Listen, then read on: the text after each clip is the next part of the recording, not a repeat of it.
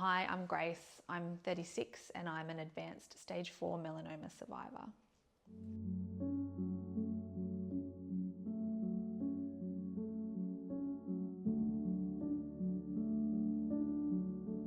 I found out I had stage 4 melanoma in an unusual way.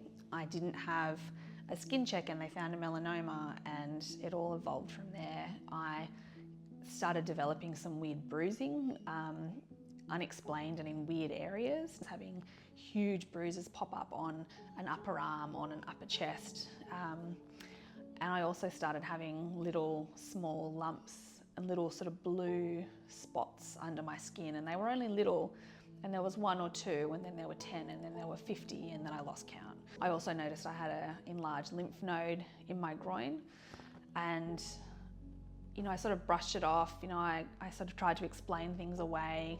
I was leaning on the bathtub bathing my baby. That's how that bruise came up. Or I was leaning on the cot patting a baby to sleep, and that's how that bruise popped up. But then, yeah, they were a bit too extreme. And I remember one time I had a large spot on my chest on this side under my skin, and it was blue, and I was just sort of playing with it as I do. And I poked it a bit too hard and I felt it pop. And then the next day I had a huge bruise, and it was black. So I went to the doctor, we did some blood tests. They all came back relatively okay. Things didn't really settle down. The numbers of the little lumps continued to escalate. The bruising continued. So I was sent off for a couple of ultrasounds of some of the spots. They recommended from that ultrasound that I have a biopsy of the lymph node in my groin. That happened on a Friday, and they did the biopsy, and the sample that they took would have been black because it was a melanin stained sample. And the radiologist knew then that that's what was happening. He recommended that straight away I had a scan, a CT of my whole chest and sort of abdomen and everything, and then they called me in on the Saturday and said this is probably what it is based on what we found so far.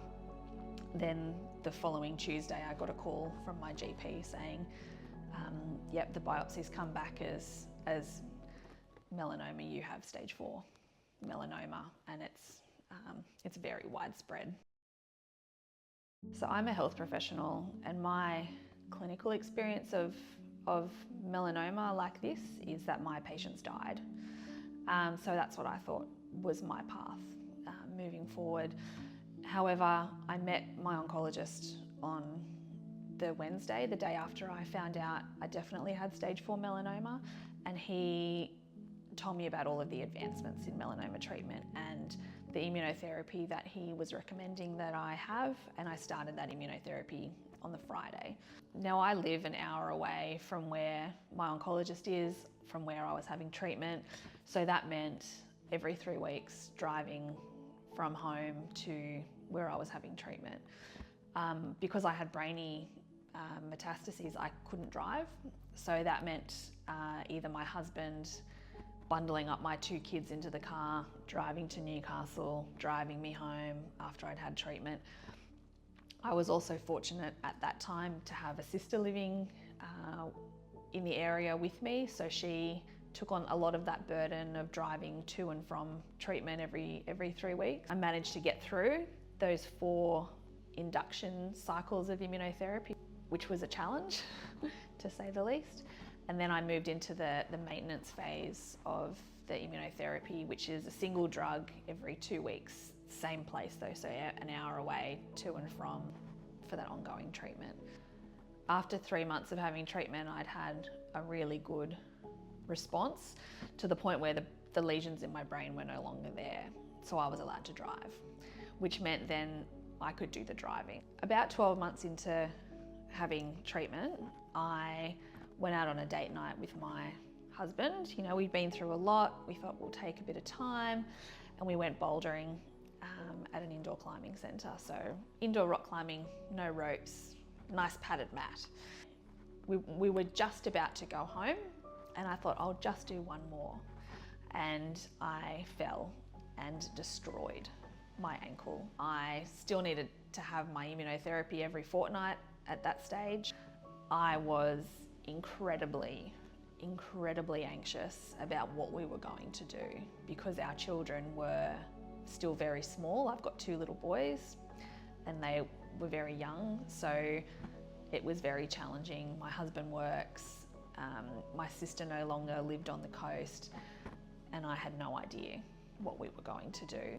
I was talking to my psychologist one day on the bed with my foot in a cast, crying, thinking and saying to her, what am I going to do? How am I going to get to treatment every fortnight? This is impossible, but I have to have this. This is what I need to do to survive. My psychologist referred me to the Hunter Melanoma Foundation. She gave me Claudia's number and said, look, I'll give her a call. Don't worry, they will look after you. I'm pretty sure within an hour or 2, I was talking to Claudia on the phone. It's gonna be all right. We can definitely provide transport. We can pick you up from your home. We can take you an hour away to treatment. We can bring you home again afterwards. It will be okay.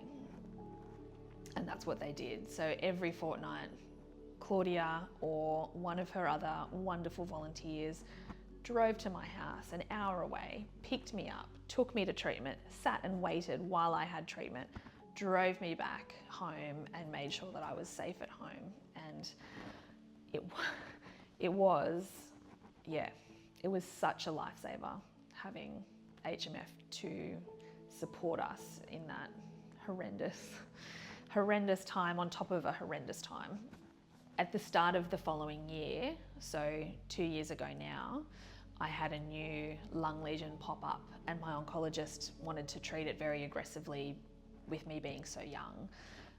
I was still responding really well to the immunotherapy and everything else in my body was either stable or just slowly improving, but this new lung lesion popped up. So we wanted to hit it hard and he recommended I see a radiation oncologist and start some radiation therapy to manage that lesion.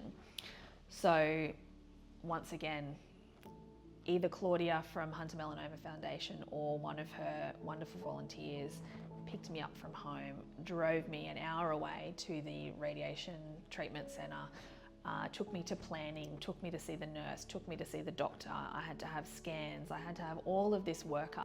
So I had transport from my house to the radiation treatment centre for that, over that couple of weeks, in addition to having to go to have my immunotherapy. In that time, I also had a funny lesion in my eye that I had to have biopsied. I had a lesion excised from my shoulder and I had support from HMF with transport for those appointments as well, which were also an hour away from home. I don't know what we would have done without the support of HMF, with transport, emotional support, having someone that I can call if I'm in a fix and I don't know what to do and I just need someone to help me work it out. HMF have done all of that. They've just been amazing. Claudia's been amazing.